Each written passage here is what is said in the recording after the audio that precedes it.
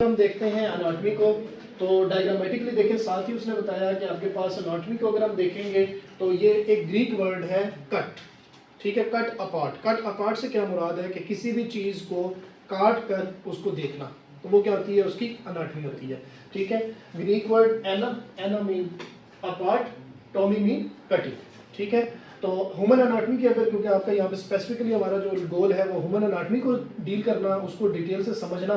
तो human anatomy क्या है कि आप डिफरेंट स्ट्रक्चर, पार्ट्स के, ऑर्गन्स के, ह्यूमन बॉडी की इंटर रिलेशन, वेरियस स्ट्रक्चर्स के और पार्ट्स और ऑर्गन किस तरह से एक दूसरे के साथ अटैच होते हैं, इस चीज़ को जब हम डिटेल से स्टडी करते हैं तो वो क्या होती है जी, अनाटमी होती है, ठीक है। अब अनाटमी क्योंकि एक बहुत ही वास्ट टर्म है, vast term in a sense है कि ऐसा पॉसिबल नहीं है कि आप जस्ट कहें कि 2-4 चीज़ें पढ़ी हैं तो आपकी अनाटमी कंप्लीट हो गई है।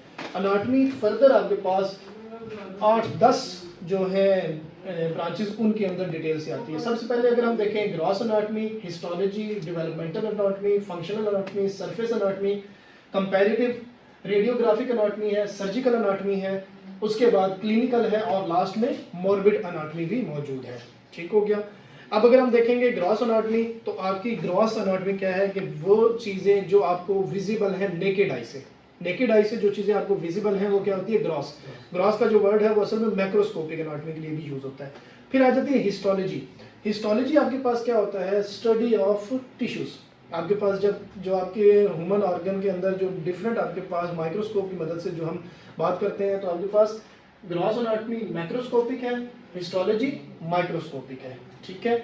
नेक्स्ट आपके पास आ जाती है हिस्टोलॉजी किस तरह से है। हिस्टोलॉजी के अंदर वो कहता है कि अगर आपने हिस्टोलॉजी के अंदर स्टडी करनी है तो वो स्लाइड्स के ऊपर जो हम स्लाइड्स के ऊपर माइक्रोस्कोप के अंदर रख के स्लाइड्स के ऊपर देखते हैं टिश्यूज़ को, मुख्तलिफ मसल टिश्यूज़ हैं आपकी, जितने टिश्यूज़ के अंदर जो चीज़ें हैं उनको हम जब देख रहे हैं तो वो आपके पास क्या आता है जी, अनाटॉमी के अंदर आता है। इससे रिलेटेड आपने एक माइक्रोबायोलॉजी का एक प्रैक्टिकल किया होगा, वो जो स्टेनिंग आपने की थी बैक्टीरिया की, ठीक है। तो जिस तरीके से उसकी आप स्टेनिंग के लिए स्पेसिफिक कोई ना कोई स्टेन यूज़ करते हैं और स्टेन सेक्शन को आप स्टडी करते हैं माइक्रोस्कोप के अंदर, तो वो आपकी है।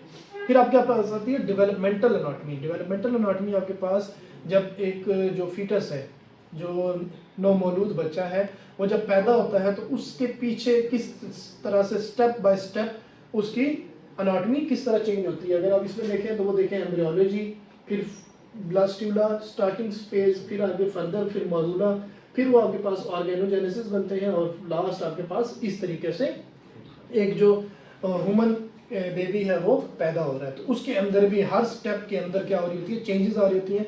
तो इसको आप डेवलपमेंटल अनाटॉमी कहते हैं, या फिर इसका दूसरा नाम, आसान नाम एम्ब्रियोलॉजी है, ठीक है। नेक्स्ट आता है फंक्शनल अनाटॉमी। फंक्शनल अनाटॉमी में आपकी आती है फंक्शन, किसी भी ऑर्गन के पार्ट को हमने क्या करना होता है, कोरिलेट करना है दूसरे के फंक्शन के साथ, कि आपके पास किस तरीके से बाइसेप, ट्राइसेप, आप देखें उसका एक अपना एक फंक्शन है, ठीक है, मुख्तलिफ मसल्स के।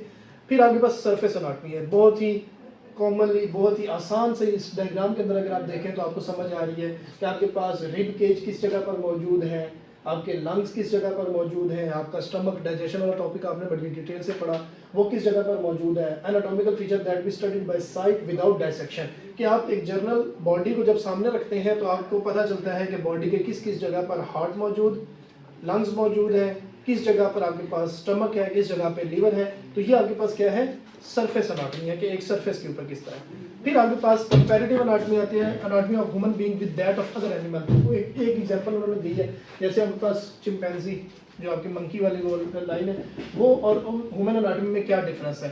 ह्यूमन में लार्ज क्रेनियम है, ब्रेन है, स्मॉल क्रेनियम है, ब्रेन थोड़ा थोड़ा सा। तो आपके पास मुख्तलिफ जो होते हैं एनिमल्स, उनकी अनाटॉमी एक दूसरे के साथ मैचिंग में होती है। तो उस चीज़ को जब हम पढ़ते हैं, रेडियोग्राफिक है, human body by various imaging technique. जैसे आप लोग बोन वगैरह फ्रैक्चर होता है तो आप क्या करते हैं जी, उसको चेक करने के लिए आप एक्सरे टेक्निक यूज़ करते हैं। एम्ब्रियोलॉजी को स्टडी करने के लिए अल्ट्रासाउंड करवाया जाता है, ठीक है।